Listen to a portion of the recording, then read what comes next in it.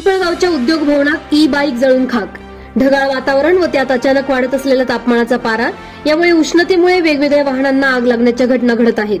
पिंपळगाव बसवंत शहरात असलेल्या उद्योग भवन येथे उभ्या असलेल्या ई बाईकने शनिवार दिनांक 28 रोजी दुपारी 3 वाजेच्या सुमारास अचानक पेट घेतला. तर जवळ उभ्या असलेल्या बाईक्सला नागरिकांनी लगेचच बाजूला केल्याने त्या वाचल्या. मात्र सदर ई बाईक पूर्णपणे जळून खाक झाली असल्याची घटना घडली असून यात कोणतीही जीवितहानी झाली नाही. सीए म्हणून पिंपळगावी उद्योग भवन येथे कार्यरत असलेल्या मोहित बुरड यांची सदर ई बाईक होती.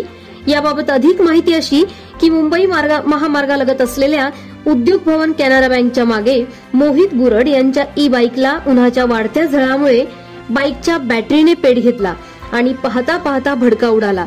त्यात ई बाईक पूर्णपणे जळाली.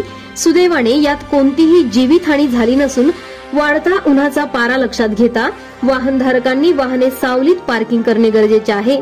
तसेच ई बाईकच्या सर्किटमध्ये कोणताही बदल करू नये अशा सूचना पोलीस निरीक्षक अशोकराव पवार यांनी नागरिकांना व विक्रेत्यांना दिल्या आहेत.